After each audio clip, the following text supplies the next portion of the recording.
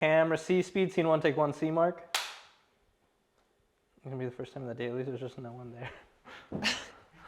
Hannah's like, what? This is my guest. And I come out as schizophrenic. And I just interview for an entire hour. Check all 3 angles in the monitor, please. Welcome to the podcast, everyone. We're here.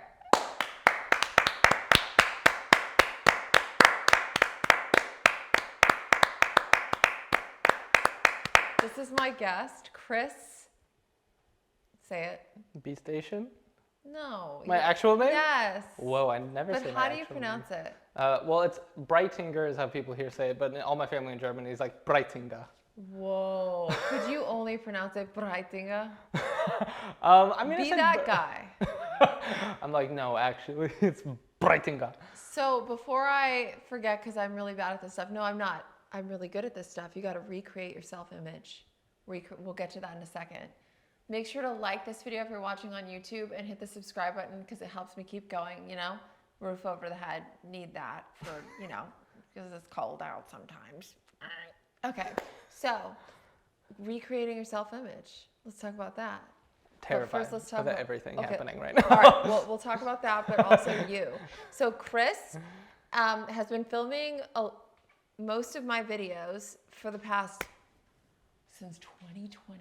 Has it been? What was that? The first time we met was the Pamela Pepkin New Year, New Me workout.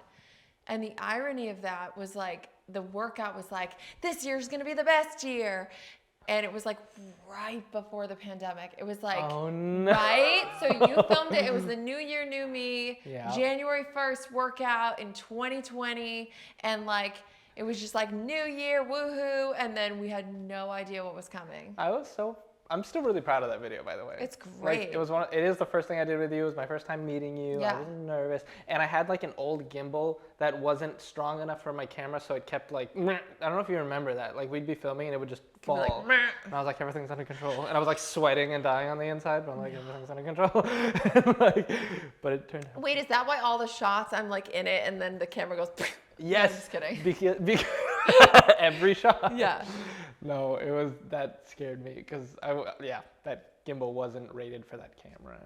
That's hilarious. But yeah, I've been filming for you forever and a lot of people forever, and I'm very comfortable behind the camera. And then all of a sudden he was thrusted. Thrusted is like such a dirty word, isn't it? Because thrust is dirty, but you were like, I mean, you were thrusted yeah. in front of the camera.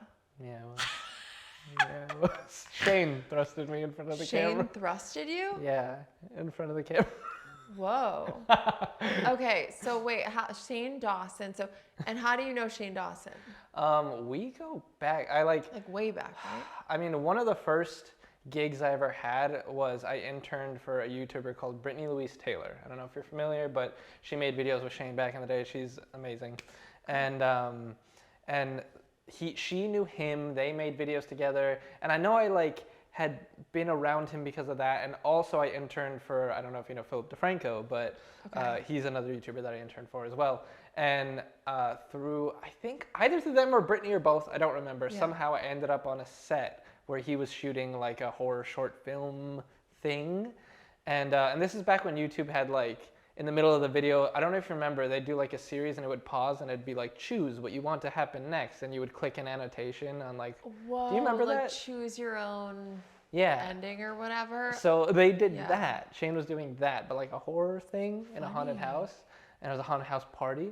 And that was like the biggest set I had been on, and there was like a real crew and all this stuff, and I was freaking out. And then Shane came out as like, he had a Paris Hilton character, and he was like in full like drag as Paris, and like, I was like, wow, I love this human. Like, it's funny how artists evolve so much, and because I didn't at that time, like I feel like I didn't even watch YouTube. Like I just didn't. I was not really weirdly on social media a decade ago.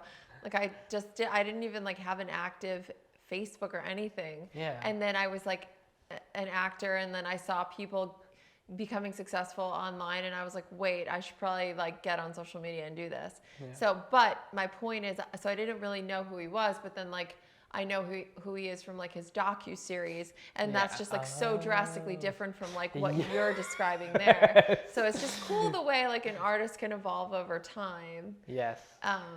That's one thing he's done a lot too. Like from the start of his career till now, his content has changed so drastically. Well, and now he has a podcast, and Chris was filming that podcast, and then one day he was just like, turn the camera around.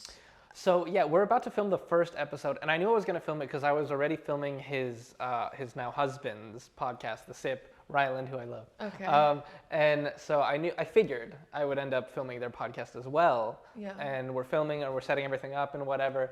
And then at one point, he's basically like, oh, let's put a camera on you because we're going to be talking to you anyway. And I was like, what? And he's like, yeah, so, we're going to talk to you anyway. Let's put a camera on you. And I'm like, no, that's okay. And then he's like, no, let's put a camera on you. And I'm like, oh, okay. And like, I figured it'd be like them three talking and once in a blue, like for like half a second you would cut to me. Yeah. But like, I wouldn't really be a part of it. You know what I mean? But they ended up like having full, like asking me questions and like really talking to me. And I was not ready for that. And I was so scared. Yeah. Like I'm visibly having an anxiety attack the entire first episode. And then since then, like how many episodes roughly has it been since then? A lot. It's been almost a year now, I think. Okay. Already, which is crazy. Yeah. So I don't know. I mean, 40. I don't know. And so at this point, do you feel like very comfortable, or you're still terrified? There's like always a healthy. I get like a healthy amount of nerves. Like. Do you? Not on no podcast. No, because like talking that's one thing I just don't struggle with. Okay. And I there's no pressure for me because nothing's like planned or scripted, and I like that of just like not knowing where it's gonna go, not knowing where this conversation's gonna go. There's no like questions planned. There's nothing. It's just like what's gonna happen between two people like being present with each other. Yeah. Like that's it. So for me, that I don't get nervous. I get nervous around like filming sketches and things like that because I'm such a perfectionist at times, even though our mantra is nobody cares. I always want to say no one cares. But I'm like cares. Yeah, but it's like I get nervous around like, am I prepared enough, or is it going to be good? Whatever. It's like a healthy amount of nerves. It's like you care about something, so you get a little. It's got to be right. I mean, I care so much about everything that I'm a part of. Like, even if it's a boring, like, corporate video of a guy, like, so our servers take this up. Like, even if it's that kind of video, I, like, want it to be good, the best it can be. That's an amazing quality, actually. Is it? Because I'm stressed and anxious all the time. I think I need to chill out a little bit. You're like, because it's killing me. It is killing me.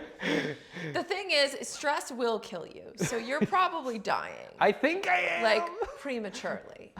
But here's the thing. We can. Yes, help me. Wait, please. Chris is just crying the whole time. This is horrible. This is so traumatic. Hold on, because we can bring it back to the top. Recreate our self-image. So saying the statement, I am so anxious and stressed all the time. Yes. So you are affirming that is your state all the time. Oh. I am anxious and stressed all the time. We're affirming that. I say fucking title my book idiot. Like I'm an idiot. I'm affirming that, and then I act more idiotic or like, you know what I'm saying? The more you identify with these affirmations, like the more, you know what I'm saying? Yeah. You know what I'm saying? I do. So recreating self-image is consciously going, I am calm and I am calm and serene, or like, what's the opposite of stressed? I'm calm and relaxed. I am calm and relaxed. I am living in peace. I am meant to live in peace. I live a calming, peaceful, relaxing, creatively fulfilling life. That sounds so nice. Doesn't that sound nice? Yes. But imagine you say that every morning, every time you say that like in your head and go, oh, I'm stressed. Can you consciously clock that and go, no, I am calm. I am safe and everything is okay. Yeah. Everything is okay and I am safe. Like it's right? And it is, and now I should be like, I should not be stressed at all because like we sit and talk on like lunch breaks in between our shoots all the time, and you're the nicest person, and this is like the most calming, nice environment I could be doing this in, and I'm still crazy, but like, I don't know. I just like want everything to be good, and I know how to make things good visually, but not in front of the camera. I feel powerless and out of control. I'm like, I don't know how to make it good. I don't know how to do this part of it. Yeah. At least with that, I almost feel, you know how you're like more stressed with sketches but less just talking? Yes. I feel like I'm the opposite. Yeah. I feel like being myself is terrifying, but when I'm like playing a character and like have a script, I'm like, it's not me.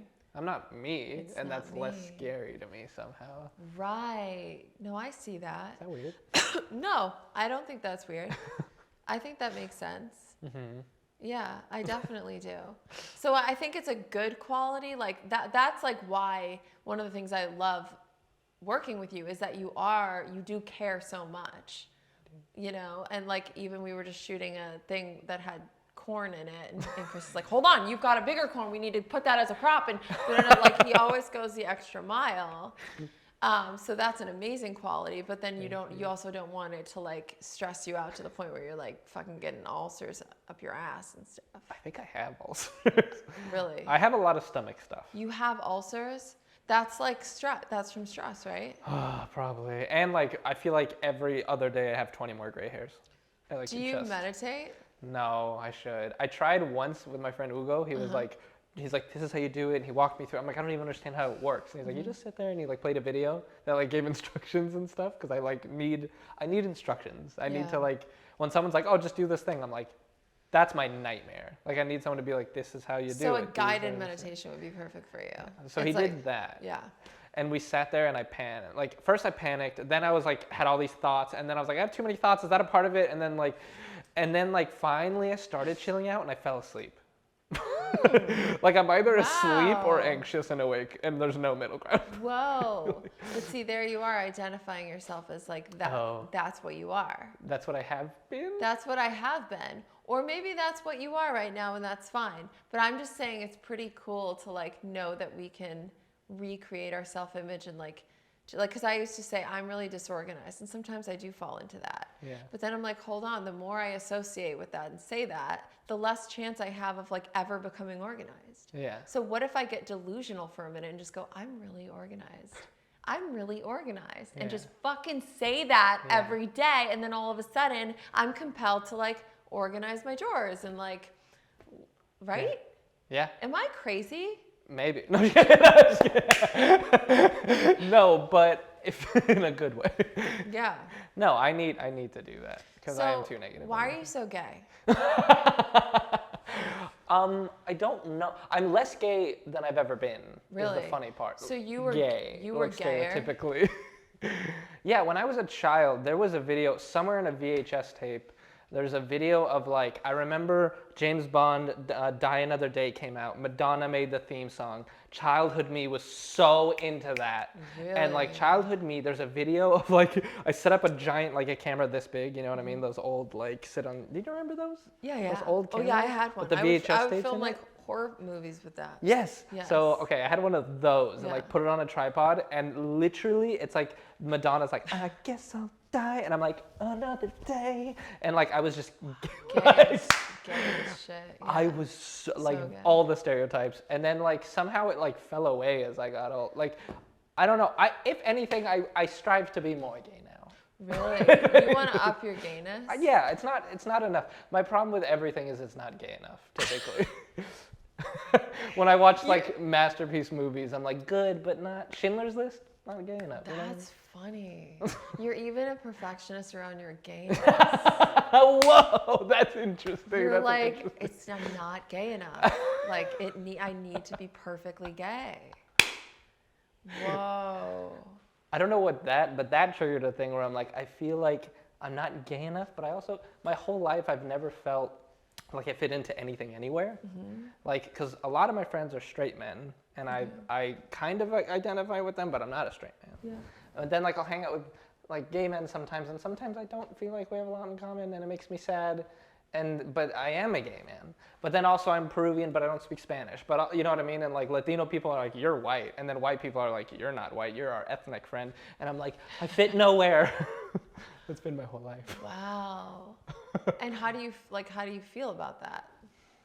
I don't know. I don't know. Now I don't care so much. Yeah. As a kid, I really wanted to fit in somewhere. Whoa. You know. So when did you come out? 17. And then before then, like, do you think your parents knew from that Madonna video?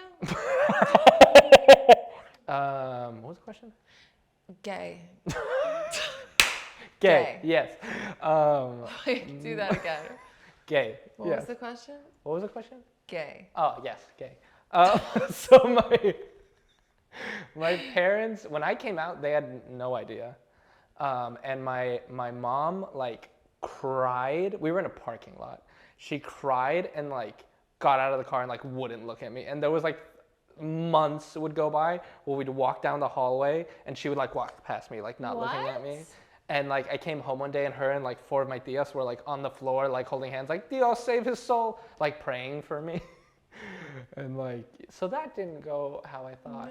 No. Because we were very close and then that happened. But now we're closer than ever. So there were months where she just wouldn't really talk to you? Yeah, she like didn't know how to handle me or like anything. And I think I can see where your anxiety comes from.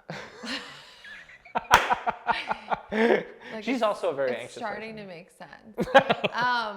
Because that's hard. Yeah. As a child, you just want to be unconditionally loved and accepted. Yes. Yeah. So But now you're closer than ever.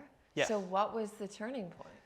I think she just realized like absolutely nothing was different. I think she thought like everything was gonna change. Like my style, how I look, I think she thought She thought you were coming back. You came out on Monday. She thought Tuesday you'd be coming home in chaps. Yeah, maybe. In assless chaps. Probably.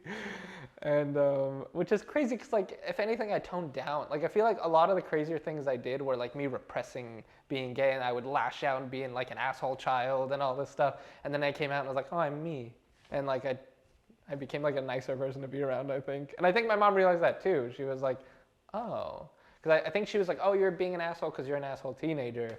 But then she's like, oh no, it's because you were like holding back a lot of stuff. And it made the whole family dynamic better. Wow, that's eventually. amazing. With time. And then what about your dad? My dad they both had opposite reactions because I was so close to my mom and my dad worked a lot. So I was always like trying to like get his approval of things, but like he was a very strict German man and like wasn't home a lot.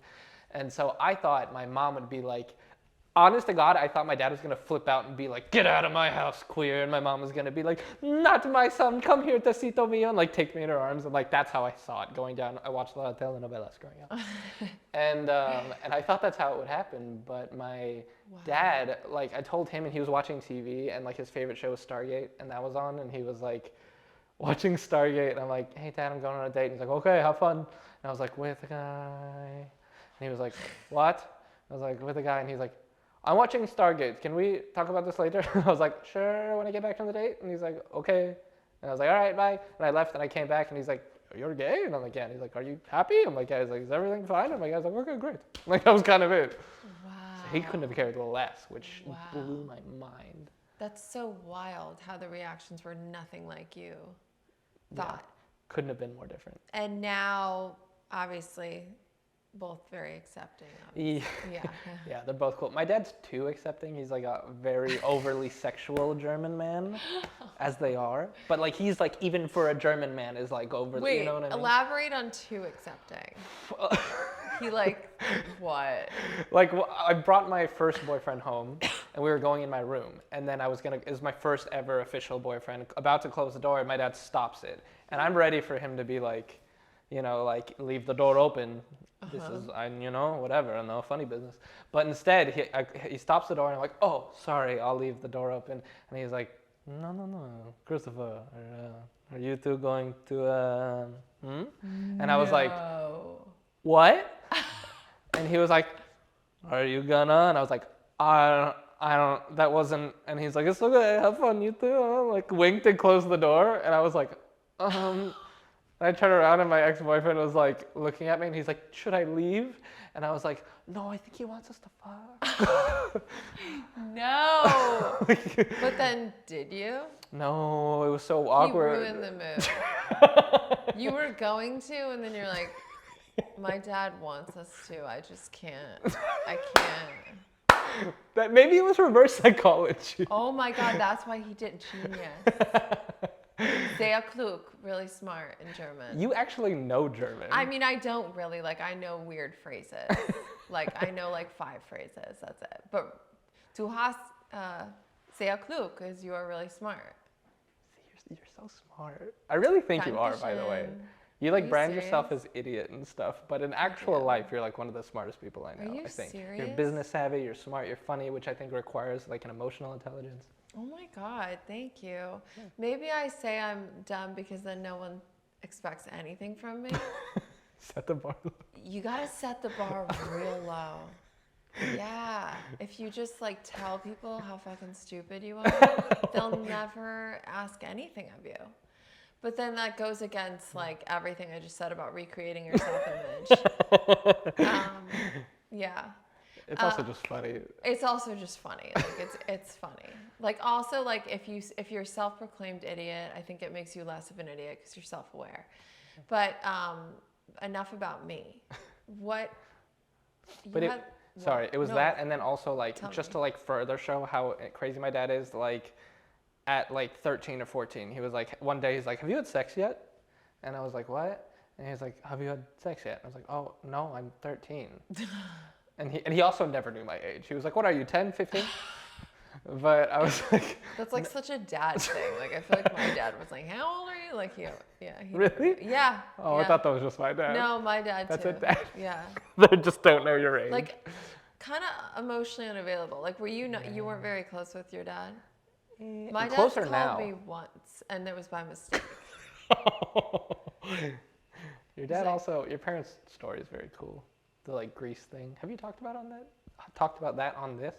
I feel like maybe on an episode with my mom, but basically like my parents met in high school. My dad was like a greaser and my mom was like a cheerleader. It was like the real life Grease. That's so cool. And they like met and fell in love when they were 15 and 16.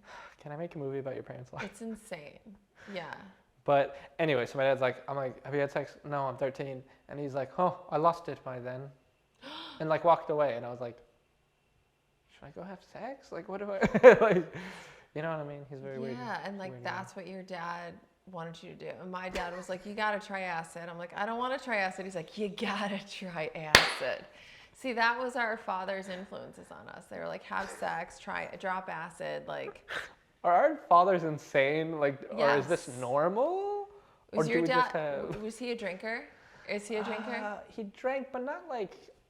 He didn't like getting like super drunk. Do you have addiction in your family? Not really. Really? No, not that I'm aware of. And anyway. you don't really have an addictive personality so much. Yeah. Okay. Pretty much. What's that? You do a little bit? Well, you're kind of you do when it comes to like work and stuff. I can see that intensity with you. Like I can see you're not like a normie in that respect of like you can shut off the clock and like just like clock in, clock out, like no, it like consumes you and you're and you've got the obsession around it and you hyper focus on it. Yes. Yeah. So you do have that addict thing. And I just love sex a lot. That's the other one. There you go. Very interesting. I want to talk about that. Let's talk about that. So would you say that you have a sex addiction? I feel weird about diagnosing myself with anything. Well, it's a self-diagnosed thing. But is it? Yes. Is there like a test? So like okay, so I'm an alcoholic. Okay. That's a self-diagnosed disease. Oh. I diagnose myself alcoholic. You can't diagnose me, only I can know. Isn't that interesting? That is so really with addiction, it's often a self-diagnosed thing. So like you know if you're like an overeater or gambler, gambling addict or shopping addict or sex addict, love addict, all of that.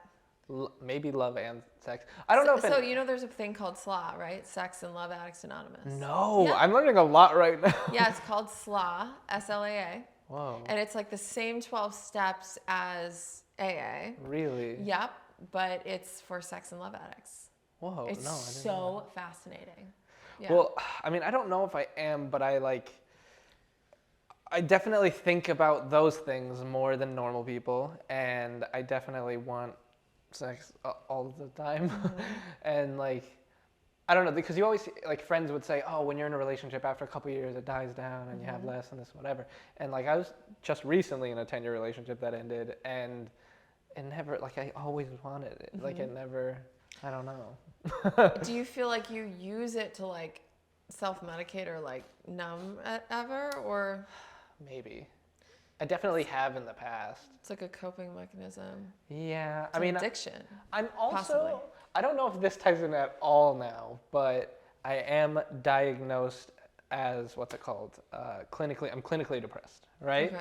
And so I know that like that's a really good feeling. I don't do drugs, I don't do like almost anything else to like get a high from life. Yeah. I think that's like maybe the only thing I have like that like feels insane and is like a high. Yes. And so maybe that's, I don't know. So the physical acts of sex, but also would you say like the love and the intrigue and like that, like does that, I understand that. Like there's like different love languages. Yeah. Like I'm physical touch. I want to be like cuddled and hold, like my current boyfriend doesn't like to hold hands in public. And I'm like, I need to be touched every second of the day. And like when we cuddle, like I'll interlock everything to a stupid degree. Like, Yeah. have you seen like baby koala on their mother? Like that's me, and it's still not enough, you know? Like I need like affection. I don't know. Yeah. Yeah. So yeah. I would check out there's a book. It's fascinating stuff. Yeah. Yeah, the slaw. Sla. Wait, so 10 years. That's a long time. Yeah. So tell me about that. Oof. That was? It's fucking insane, you guys. I was in a 10-year relationship. I was convinced I knew the rest of my life. I had it all planned out. I loved where my life was going. Financially, we're saving up. Everything was kind of like what I wanted. Like I was like, wow, I'm so blessed to have like figured out my life, like in every aspect. And but I also, when I'm with someone, I think about them over myself all the time. Like I'm always thinking about how I can make them happy and what I can do for them. And in the morning, like I made my whole routine of like I wake up and do this for them, and I go to sleep and I do this for them. Da, da, da. And so like when the 10 years ended, I was like, I don't know what to do. Like I'm alone and lost, and I was just like the most depressed I've ever been. I like stopped talking to people for months and stuff. And like how it ended, as you know, was like miserable. Can you tell us? Yeah. Now, do we need to change batteries? Yeah. Is it okay still? What do you have? 1 minute. 1 minute. Oh, okay. Guys, that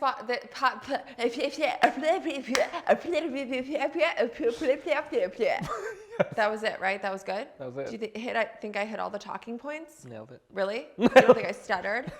Okay. Guys, this podcast is sponsored by Athletic Greens. Athletic Greens is a green powder, a bag of green powder, and in that green powder is 75 different vitamins and nutrients and minerals and whole food sourced ingredients. Okay, it's completely vegan, gluten-free, and all you do is just scoop out a bit of this green powder, put it in a water bottle, put some water in there, shake it up. I like to put some lemon in there. Okay, and then you drink it down.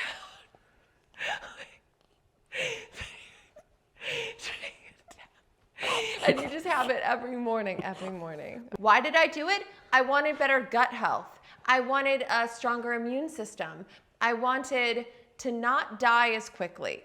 And with Athletic Greens, you're most likely not going to. Could you drink Athletic Greens and walk and get hit by a train?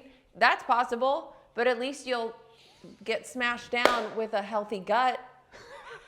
Look, if you go to athleticgreens.com/idiotpodcast, you can get 1 year free supply of immune supporting vitamin D plus 5 free travel packs of Athletic Greens. It tastes amazing. It's your nutritional insurance.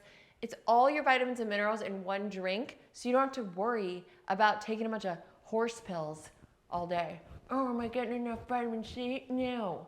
You don't need to do that. You need to just gulp, gulp, gulp, gulp. Every morning.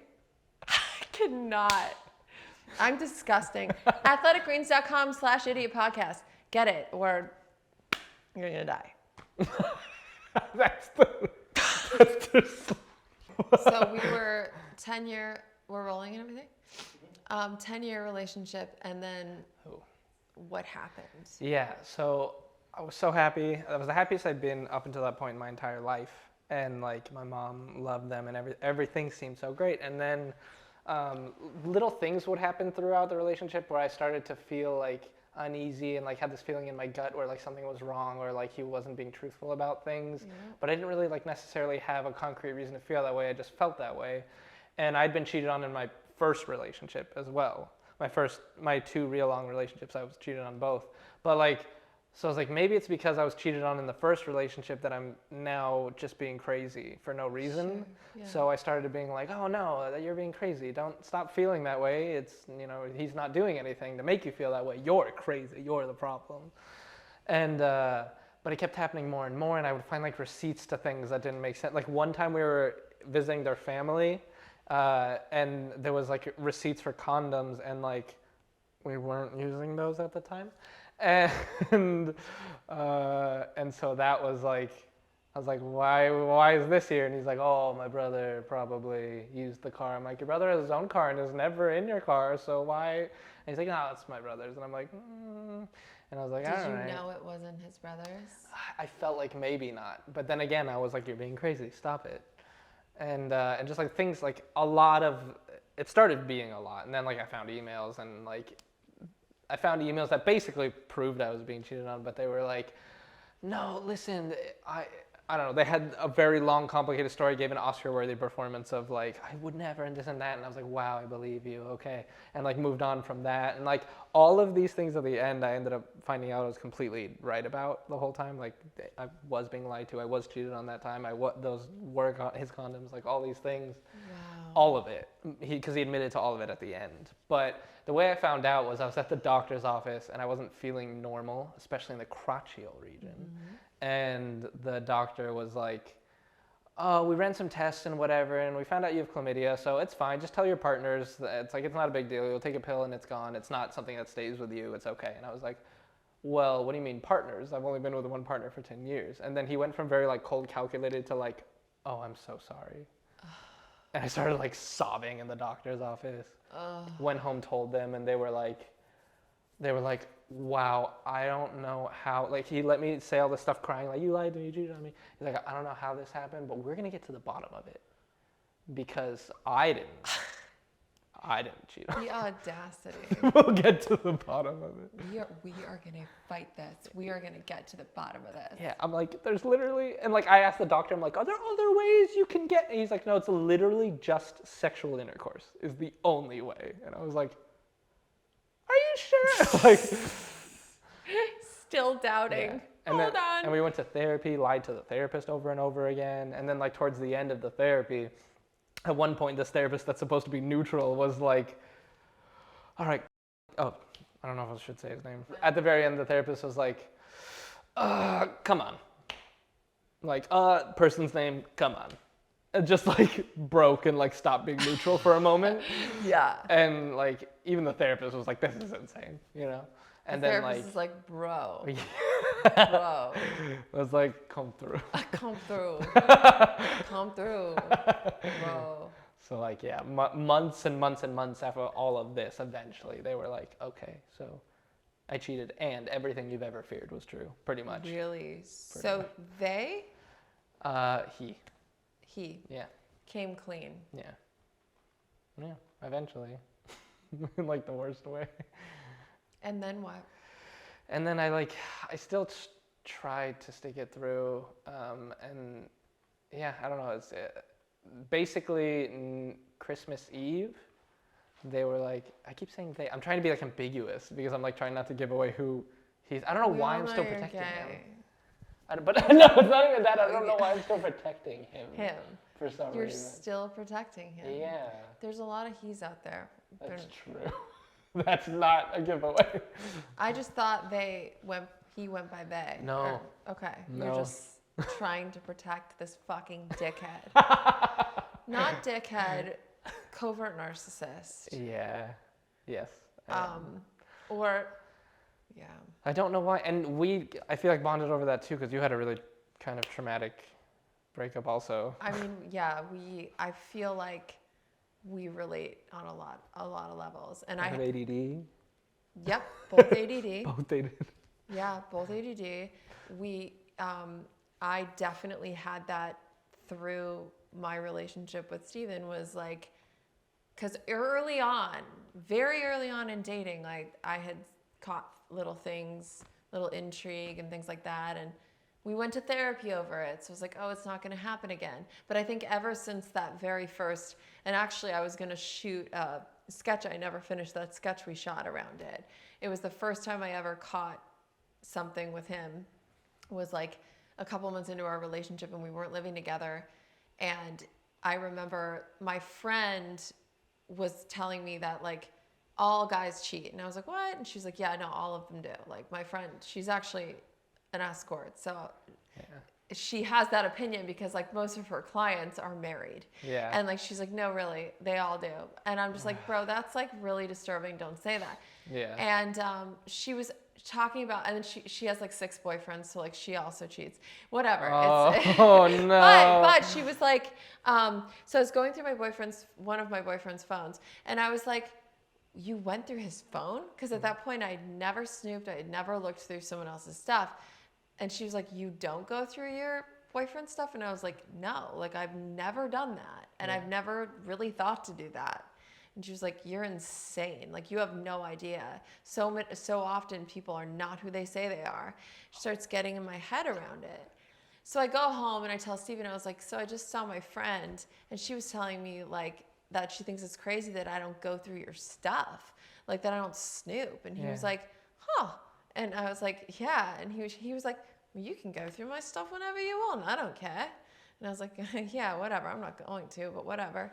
And then he's like, all right, I'm off to London to go score a movie or like whatever. Yeah. He went out of the country and I just could not get those words out of my, sorry, that was a different time when he went to London. He went to work. Oh, okay, He went off to work to go score some movie or whatever. And I could not get her words out of my head of like, you gotta look, like people aren't what they seem and everybody cheats. Like very dark view, and I don't think that's true either. And I don't. I hope it's not.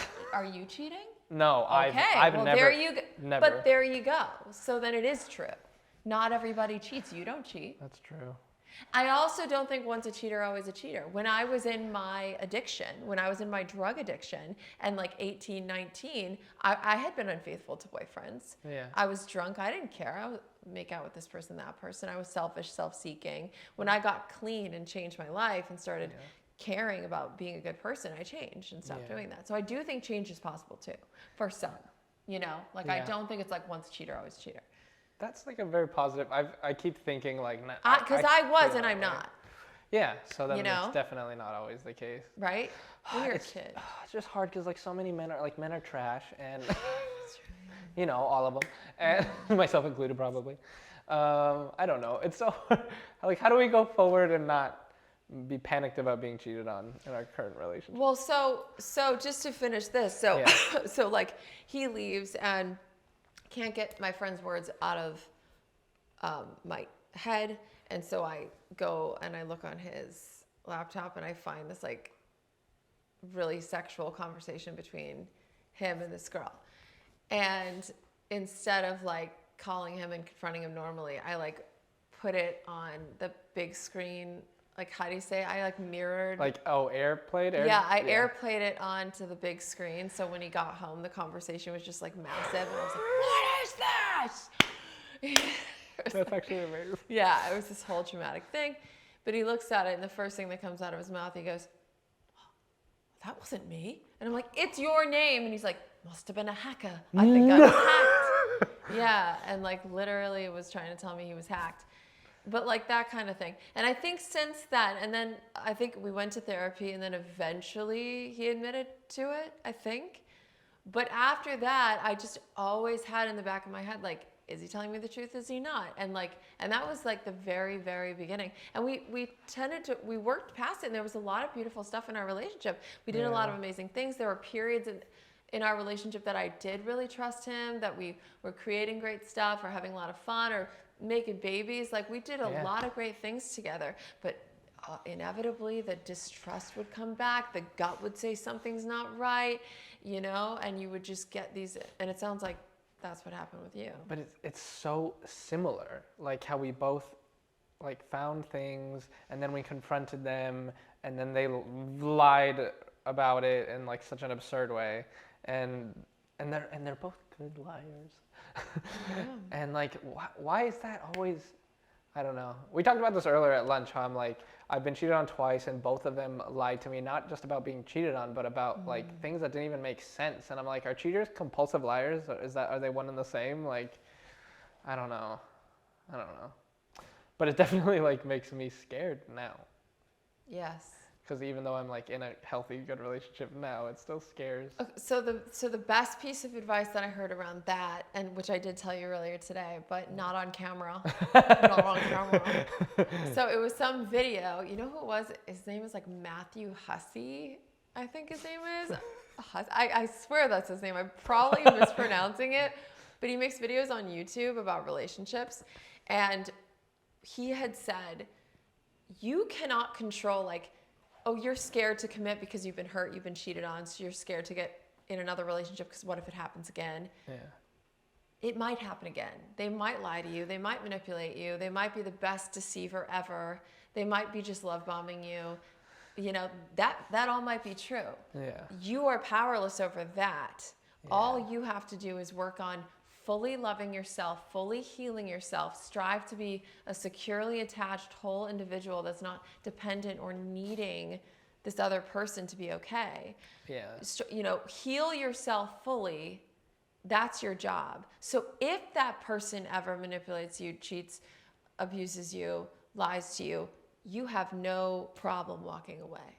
It's the broken person that needs them that's going to stay and tolerate the bullshit because we need that person because we're broken. And so that fully healed whole human is going to have no issues fucking walking away because they know they're going to be okay.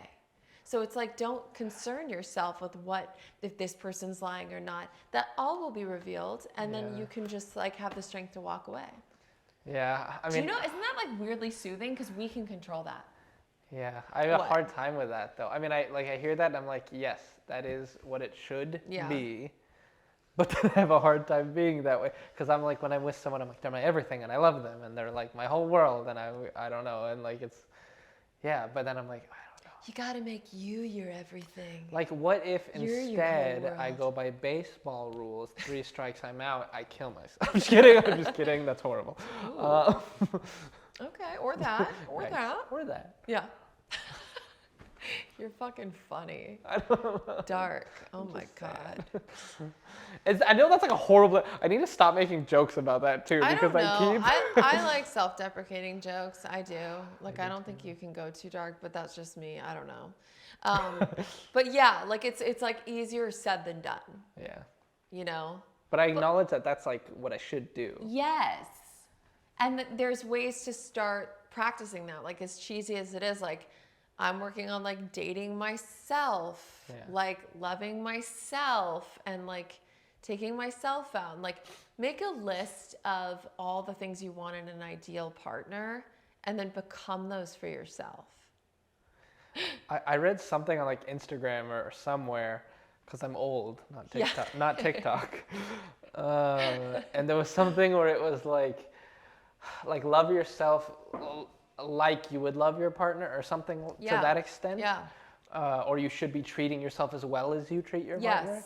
And I like, for some reason I've heard so many versions of that, but that particular variation of it like really like resonated with me. And I sat there and like really thought about how I treat the person I'm with, where like I wake up and I'm like, how do I make their day today? How can I make their day easier today? How can I make them happy today? What do they like? What do they like? That's like what I think about all day for my partner.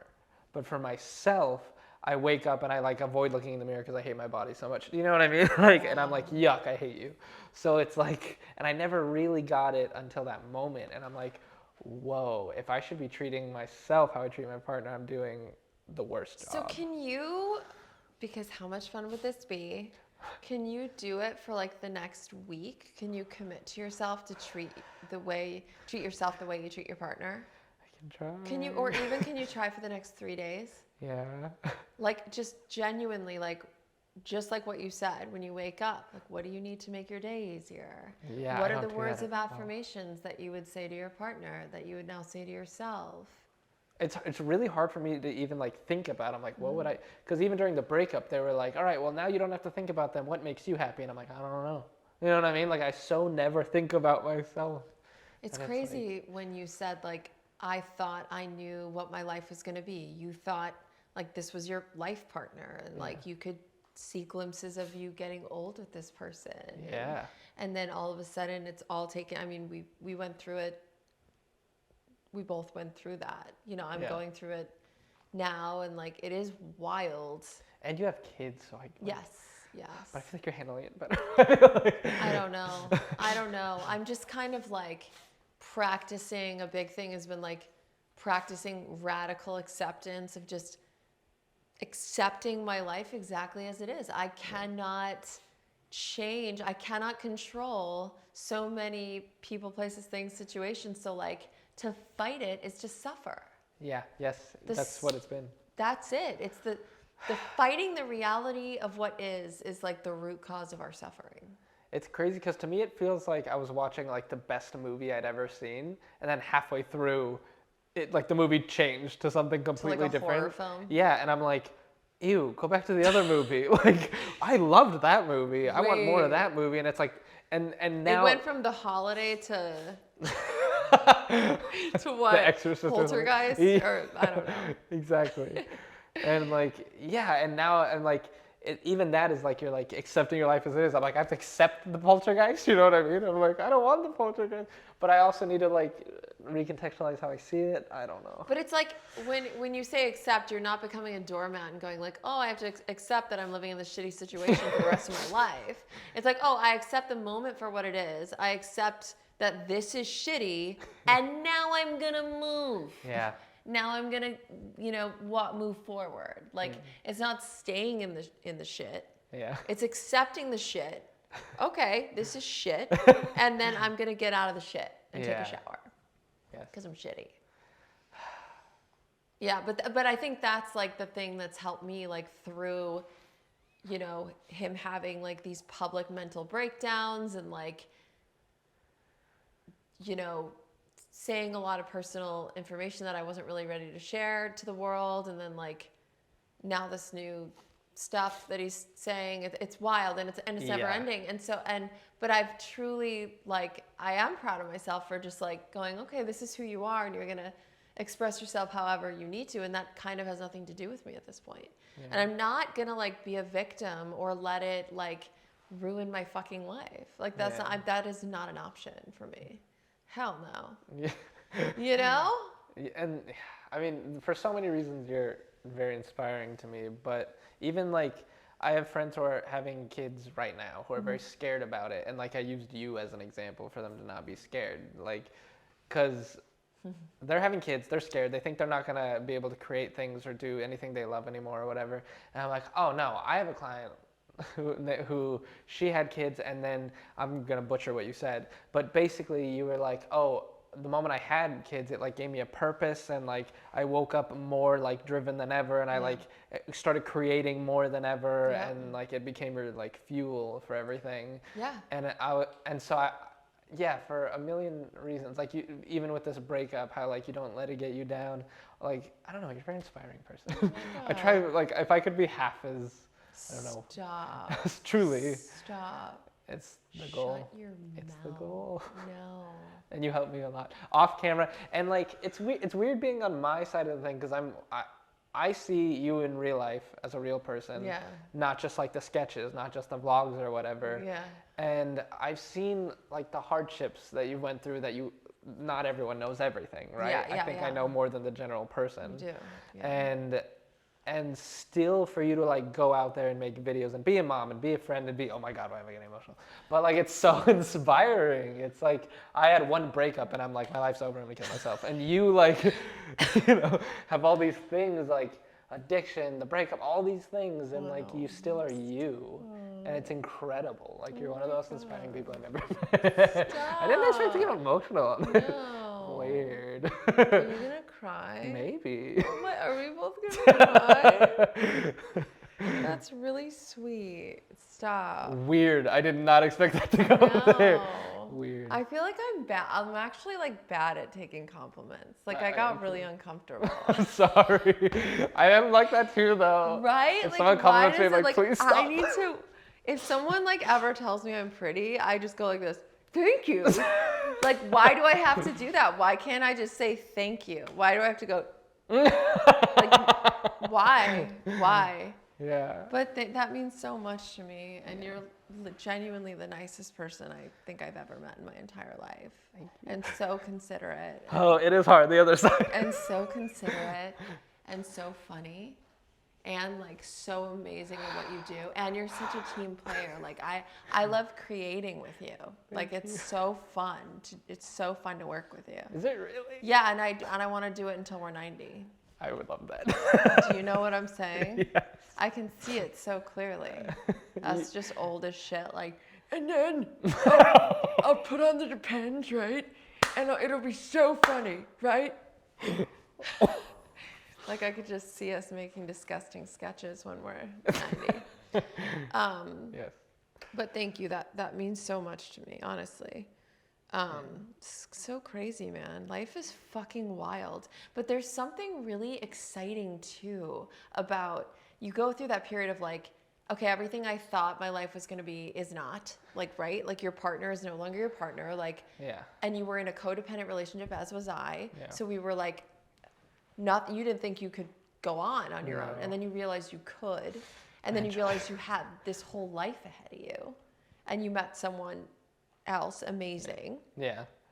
And like it's weird. It's like my life in the last couple years has been some ways the worst it's ever been in terms of the breakup. My dad had a stroke. Like really, really tough traumatic stuff. That's really, really tough. But then on the flip side, the positives have been so positive. Like it's been like work has been good. For the past few years, I had to supplement doing videography with like a retail job that I hated or something. I haven't had to do that for a couple of years at least. And like, so work is better than ever. I'm doing work with people I love and making things I love. And like, I have a client who put me on a podcast and like now that's happening. And that's a whole exciting new chapter of my life. And like, so there's really like high highs and really low lows. And it's like a lot, and I don't know how to feel ever about anything. But that's, I think, too, the beauty of life is the high highs and the low lows. Like we were given this really big, complex range of emotions. We were given that by whatever the hell this is. Yeah. What are we? I don't understand. Who's beating my heart right now? I don't get it. I know, it's fucking weird. It is but weird. like we were given this range of emotions to feel. Yeah. You know, we're meant to feel the highs and the lows, I think. It's uncomfortable, but it's like they're here for a reason. Can I ask a semi-unrelated question? But Yeah. in my mind, it led to this. I don't know how. So when you first started making content and getting like a big following, were there times where you were making stuff and you were like, like sort of imposter syndrome-y things ever in the beginning? Did that ever happen for you? Because I feel like that's happening to me a lot, even in this moment where I'm like, why do I get to be here talking to you in front of a camera? Yeah. I don't understand. Well, I'm very grateful, but it's really funny. I like that because that's a very humble attitude you have. But like I don't know necessarily. Okay, when it comes to like comedy, I would say no, because that like comedy was always a thing since I was a little kid that I was like, I'm a clown. Like, this is what I do best. I'm really good at making people laugh. I'm going to do this, make my living doing this. Like, I wrote a letter to SNL when I was like 11 or 12. I'm like, dear SNL, I'm going to be on your show when I'm older, and I'm going to make it so funny. Love, Laura. And like sent it to fucking Lorne Michaels, who never responded. Idiot. Who never responded. Suck my clit, Lorne. Suck a dick, Lorne. Yeah. But like, cut that, Hannah. No, I'm just kidding. I don't want to be on SNL anymore. But like, yeah. So like, when I started making sketches, I was like in my element. Like, this is like the only thing I'm like. Do you get imposter syndrome when you're filming? No. No, because it's like fucking you're That's like yes. a master at it, and it's like you. It's like. I will say that when the very first time I filmed for someone with any kind of following, I did. Okay, so The very first time. yeah, right. So I think like, cause you were filming the podcast, and then they turned it around and like just put you on the spot. So you're just Yeah. like, what am I doing here? Yeah. And so you were like thrown into it. But I think oftentimes those are the most interesting like hosts, because some people who like want to be on camera are fucking annoying and just want to hear themselves talk. And that's annoying. And Yeah. whereas you're the opposite, you're like, no, like, and people relate to you. That was the most me thing I've ever. No. No. No, God, no. My friend Chandler does an impression of me. That's really funny. I feel like I need to learn to do an impression of you. He does that, and like, I read a comment on the podcast that said you have nervous Chihuahua energy. Oh, hilarious! And And I I was can like, see that. That resonates. But I do feel like whenever I post, like, post you on my story, or like you'll be in my videos, like the overwhelming comments under my videos are, Chris, oh my God, it's Chris, oh my God, it's Chris. Is it really? Like, it's wild. They're like, oh, hey, fucking Laura. Chris, oh my God, it's Chris. It's amazing. Like, people love you. And I think I people, hope that's true. no, all you have to do is look at the comments, which I actually don't recommend to do too much. I do sometimes, Yeah. but then I'll see one bad know, one, and and it I'm like, ruins I'm your gonna kill week. myself. It just ruins your week. Yeah. Yeah. But like overwhelmingly, people are just like, oh my God, Chris. I think they genuinely identify with you, and like, it's amazing. Connect with you. That's what it seems. I don't know why, but thank you. Yeah. I think it's just embracing like what's in front of you. I mean, I don't know. But so imposter syndrome, no, not really so much. Maybe at the beginning a little, but Yeah. But you always felt like this is what you were meant to Yes. do, and you're right. But, I think so. yeah. I definitely like, I feel like recently I've not felt like I want to up my, I don't know, like I just want to do something fucking brilliant, and I don't know what it is. Like you know what I'm saying? I have it in me that I want to do, like push myself more. Even around our sketches, like what can we do that's just going to blow people's minds? Yeah. You know what I mean? And I think we can. It's just coming up with whatever that is. Yeah. I mean, I always want to up my game visually. Like I'm always Yeah. trying to make it look more like a movie and more, which sometimes isn't good. We talked about this. Sometimes Oh they're my like, God, we want isn't it. that crazy? I'm like, Can we talk about that? Yeah. Yeah. Like literally I was like, Chris, you might have to use your iPhone. He's like, what? I'm like, yeah, because I want it to look more homemade. He's like, what? I was like, why? I was like, what do you mean? Because sometimes our stuff looks like a movie and it's not. Oh, is it dead? Uh-oh. Uh-oh. Let me see what time it is. I've got 5 more minutes. Oh, okay. Let's Okay. cut and... Okay. I think we have 5 to 7 minutes. So, we're good? Yeah. So yeah, so basically I asked you to like make our stuff look shittier because I noticed like the viral content was often like shot on an iPhone and like very homemade, and the stuff we were doing was very like more produced. Yeah. But it's funny because I don't know, like I think it at the end of the day comes down to the concept too, because we've shot some like very produced stuff that have gone super viral, Yeah. and then sometimes the phone videos will. So I did understand how you were like, like the kind of shitty looking content maybe feels more like, oh, anyone could do it. Like that's my neighbor. That could be me. Yes. And like when it looks like a movie, they don't feel like they can do. You know what I mean? Like they Yes. can't just go do that. Maybe. and so it feels less relatable, kind of, is Yeah. how you explained it, and that Yeah. made sense to me. But it bummed me out so much because Yeah. I'm like, we are working so hard to make it look good, and we put so much work into it because we both care so much, and then Yes. like for someone to be like, make it worse, it's like Horrible. I can't even wrap my brain around that. Yeah, and I kind of and I don't know. I think that there's a space for both both type of content. Yeah. And a lot of people don't have access to you, to a you. Yeah. You know, they just have phones and Yeah. and they want to make content. So it's And you very can. and it's very cool for those people to be able to make content on their own, and they don't need a team and Yeah. you know, a budget or I mean, I loved, because I had very little money growing up, and so trying to get into videography seemed impossible because one camera, like that one camera, not the tripod, not anything else, the one camera was $5,000. Oh my You know what I God. mean? And that seemed impossible when I was a kid. I was like, I will never have that. I'm 32. I finally have a few cameras, but like I saved up that whole time from then till now to get equipment. You know what I mean? Wow. So like, but I got really excited as a kid when like a movie would be shot on kind of like a janky camera or whatever. I'd be like, oh my God, it's possible. Oh my God. And that was like so inspiring for me. Yes. Or how like, did you ever see Tangerine? I think Chelsea Lynn was in it. I think at one point. Did I make that up? I don't know. But that was a very funny movie that was made entirely on an iPhone. Oh, I heard about it. And so was Unsane, which is a horror movie made entirely on an iPhone. So stuff like that does inspire me. Yeah. Because I'm like, it gives hope, I think, to people. Yeah. So what do you like? What's your dream? To make feature films. Feature films. I would love to film a feature film. I would love to film like a Quentin Tarantino movie. I love Quentin Tarantino.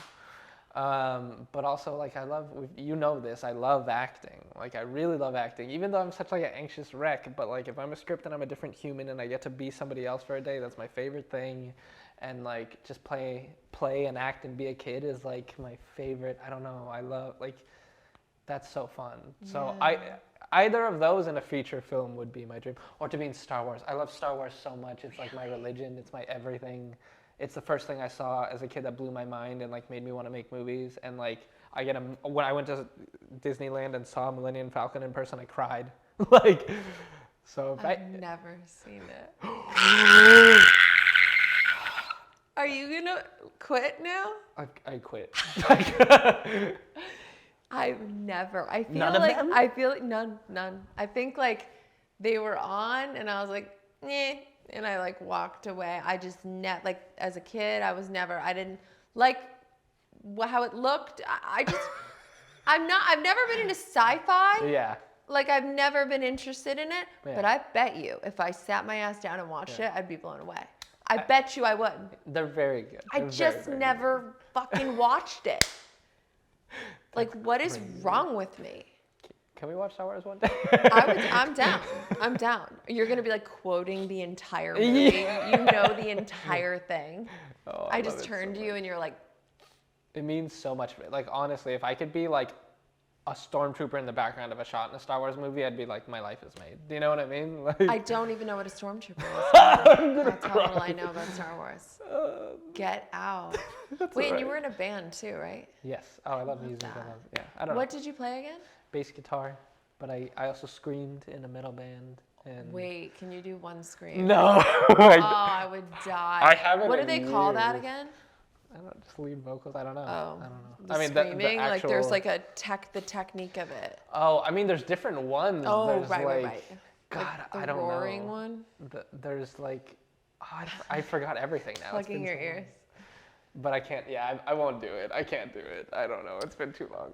I feel like I'll embarrass myself. Well, how I'd like to end this podcast, give us your most important piece of life advice. The advice that's going to change everyone's life in 3 words. No pressure. No pressure.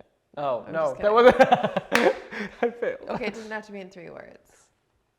But thank you for letting me be on this.